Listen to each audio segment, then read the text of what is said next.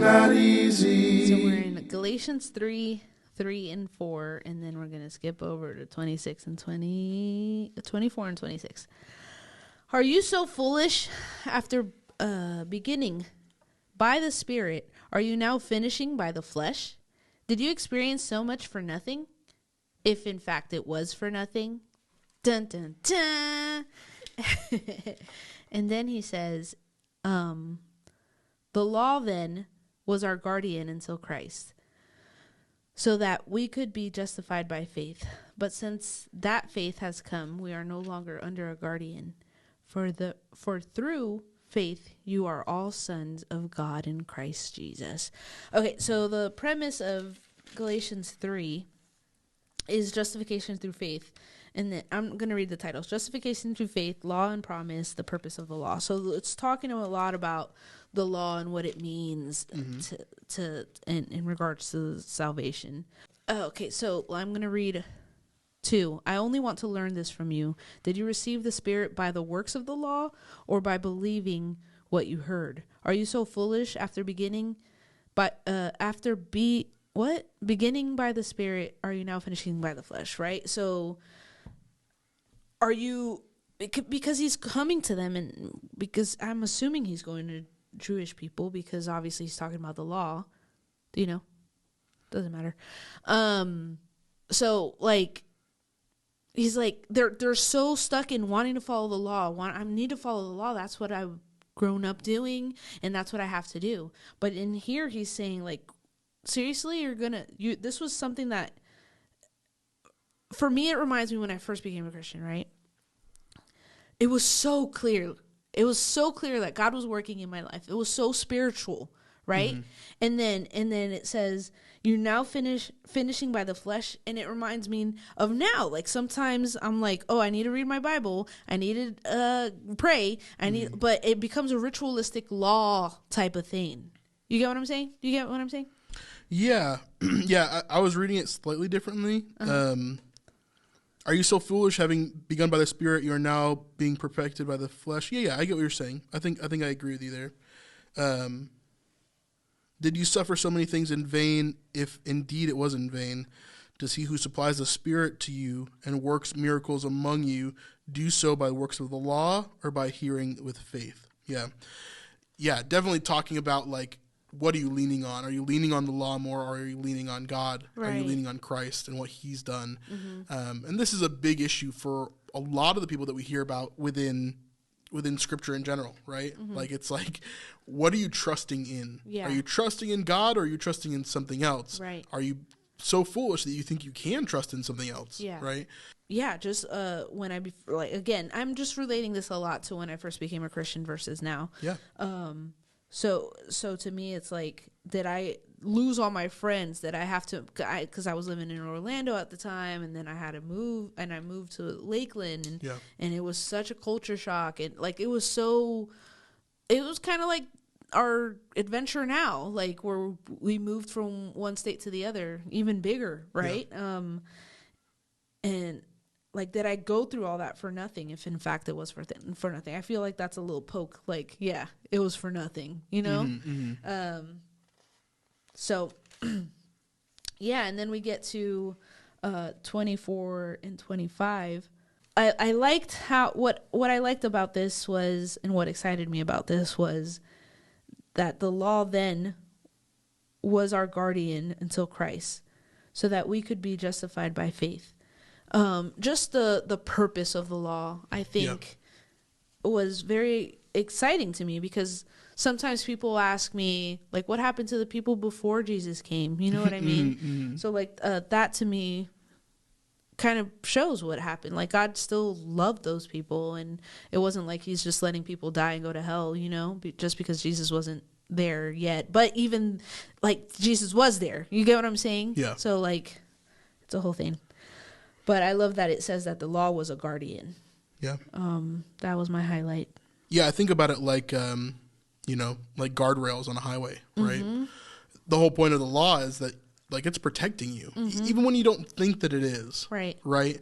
For example, like, even the idea of circumcision, right? Mm-hmm. Like, that's a health benefit. right? Not eating pork. That's a health benefit because pork is kind of hard to cook. Right. And if you get it wrong, you die, right? Yeah. Especially in that age of no medicine and everything else. Like, it's a pretty big issue. Mm-hmm. And so these things are to keep you healthy. Wash your hands, right? Like, cleanse yourself. Like, yes, it's a spiritual thing too, but it's also just like God's protecting them without them even knowing, right? Because the idea of germs is so far away from them. And like all these different things that God's just protecting them from that we find out today are actually health benefits or certain benefits for different things, right? That we find out God's been doing for a long time. Yeah. Right? And so, yeah, it is interesting. So then the law was our guardian until Christ came in order that we might be justified by faith. But now that faith has come, we are no longer under a guardian. Right. So we're no longer under the law. And this is something that I have fought with a lot in terms of like other people in the faith or in other faiths or maybe even like Messianic Jewish culture, right? Where they'll kind of fight back against like we are still under the law, right?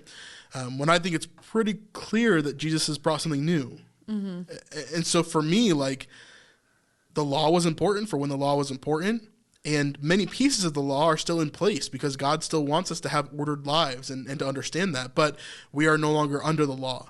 We're under what God has for us. I have an opinion. Yeah, sure.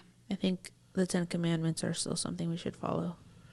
Well, I think all the 10 Commandments are restated in the New Testament except for Sabbath. Exactly. Well. Yeah. Yeah, I would include Sabbath in that. But we don't follow the Sabbath.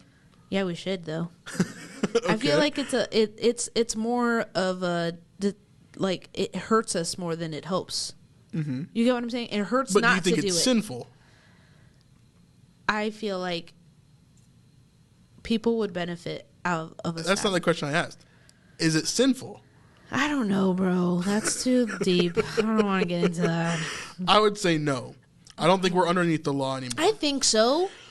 Okay, here it is. Here goes. Here goes. I think. Get ready for the comments. Sorry, go ahead. I think that the fact that we're so biblically illiterate in the Christian church, one of the reasons why is we don't do the Sabbath. Boom. What's it called when you do something controversial? I don't know.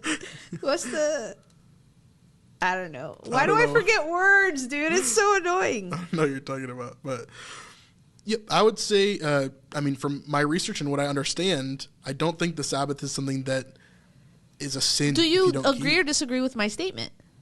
What? That because we're the fact that Christians are so biblically illiterate, one of the reasons why is we don't celebrate Sabbath. It may be a small part of the reason why, but I think the majority of the reason why is because we don't teach as God intended us to teach. So parents don't teach their kids Bible, period. Not because we don't do it on a Sabbath. But if we took a day to... But that's not what the Sabbath was for. The Sabbath originally was not for studying the Bible. The Sabbath was to rest. It was a day to rest and be in the presence of God. Yeah, but in your mind, that means studying the Bible. In their minds, it would not at all. So, well, that would probably work, wouldn't it? Wouldn't it be work? Right, exactly. Dang it. So I think you just have a weird, skewed version of this because you're incorporating your like you're kind of eisegeting all of this into what you want it to be. Well, no, just right now, the second, yes, I would agree. But I do think we should celebrate Sabbath. Okay, I'm not saying it's not beneficial. Because what does it harm? What does it harm? What does it harm? I'm just saying it's not something that you have to do. I'm not saying that it would necessarily harm you. And yes, it's great to have those periods of rest in your life. I think that's very important. Do you think it's something we have to do to love God above all things? No. What?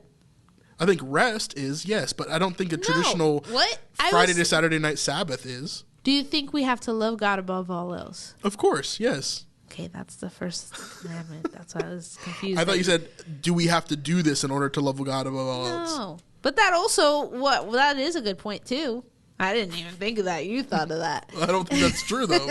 I don't think to follow a Friday to Saturday night Sabbath is what we need to do in order to love God above all else. Steal, kill. I'm trying to think of the 10 Commandments. What about honoring thy father and mother? Yep. I think that's very important, and I think it's something that's restated in the New Testament as well. That's loving your neighbor as yourself. Sure. Yeah, it's part of it. Because there's only two that Jesus says. Love God above all else. I feel like the Sabbath falls into love God above all else. Listen, somebody's going to get mad. Either on your side or my side. Okay. Let's move on. I'm sorry. Wait, anyway. Was this mine? Were we on mine? Yes, this is yours. But the law overall, I think, is something that we're not on anymore. This is clearly, I mean, it says that. Literally says it. You know? What? We no longer are under the guardian. Like, we're not under that anymore. Hey, Brandon here. If you want to check out this full episode, you can do that on patreon.com/thesnipelife. This is the best way to help us to support what we're doing here on the Better Not Easy channel. Thank you very much. So just remember that following Jesus is better not easy.